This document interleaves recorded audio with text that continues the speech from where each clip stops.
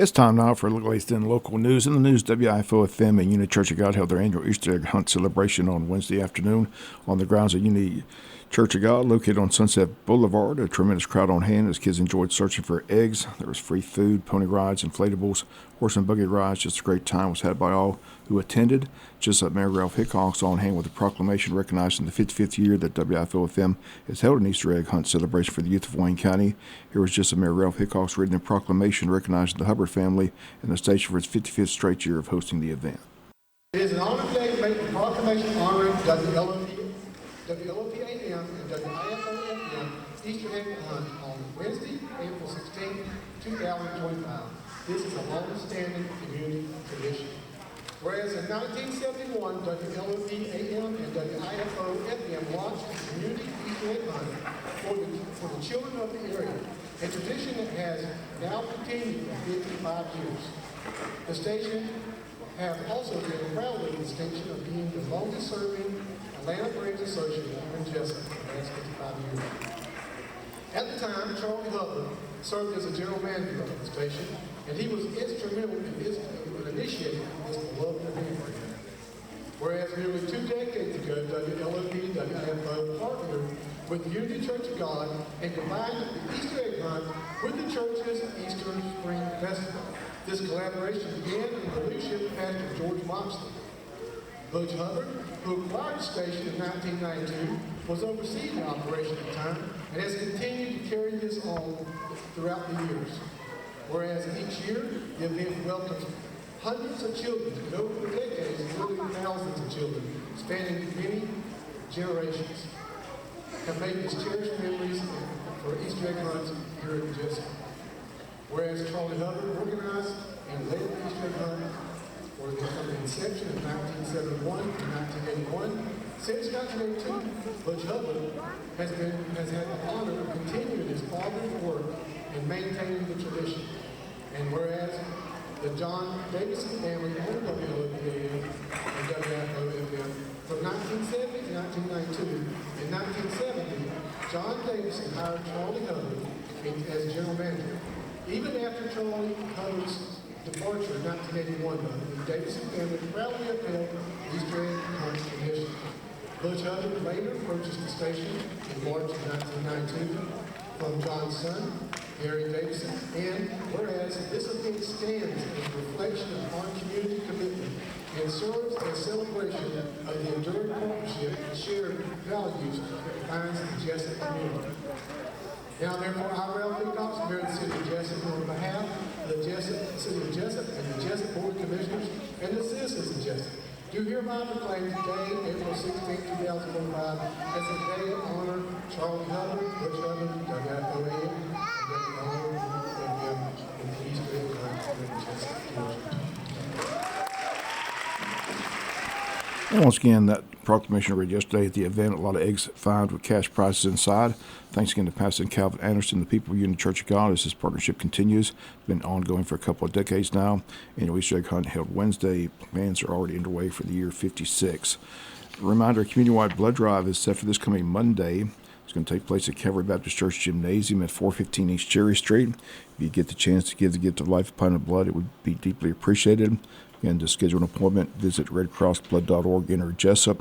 Walk-ins will be welcome. Once again, the date, this coming Monday, April 21st from 12 to 6 at Calvary Baptist Church Gymnasium, located at 415 East Cherry Street here in Jesup. We'll be back with more news after this word from our sponsor of the commercial messages, so please stay tuned. Other news this week, Governor Brian Kemp signed his latest legislative achievement, a measure that his offices will deliver more than $1 billion in tax cuts and relief through a one-time special tax refund. Georgians who filed jointly will receive $500. Single filers receive $250. Heads of households get $375.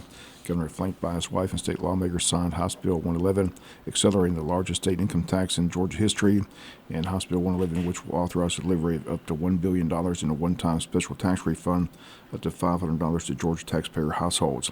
Kemp said Tuesday, quote, "Here in Georgia, we safeguard every dollar of taxpayer money because we know it belongs to the people, not the government," end quote. While other states are running up budget deficits and raising taxes on their citizens, we are investing in their priorities of the state while further cutting taxes and returning more than $1 billion to hardworking Georgians. Kemp is coming up on the end of his second term, and now the political world awaits his decision on his future plans.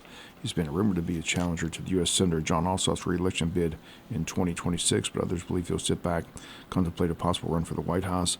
Now the session is over, the speculation's begun. Right now, the governor not indicating what his plans will be in the near future. Tickets for the Wayne County Chamber of Commerce's annual post-legislative luncheon are still on sale. That takes place next week, April 22nd.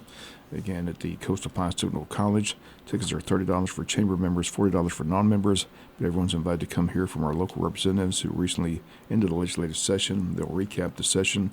Guest speakers will be State Senator Blake Tillery, along with State Representatives Stephen Meeks and Buddy DeLoach. Again, the date of luncheon, April 22nd from 11 to 1 at Coastal Pines Technical College. Need tickets and information, contact the Wayne County Chamber of Commerce. That number 912-427-2028.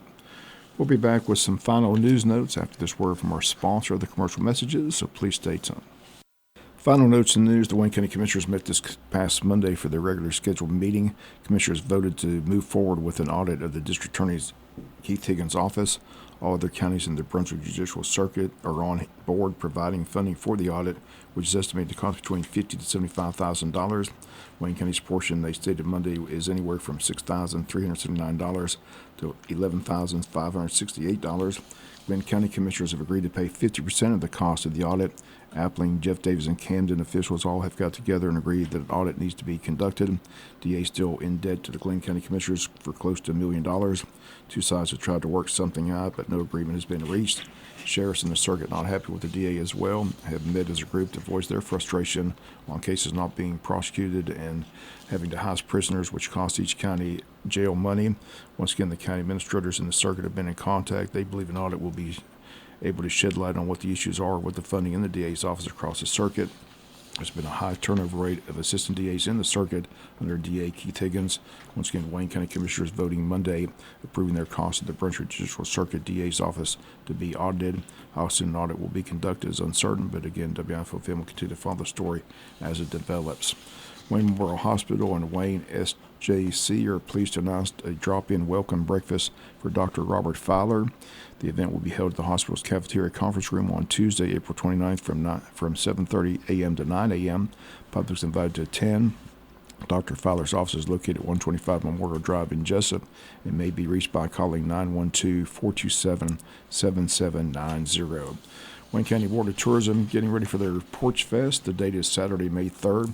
The time will be from 1 to 5 p.m. in the afternoon. Location, the Old Time neighborhood of Jesup, bordered by Brunswick Bay, Wayne, and Mahogany Streets.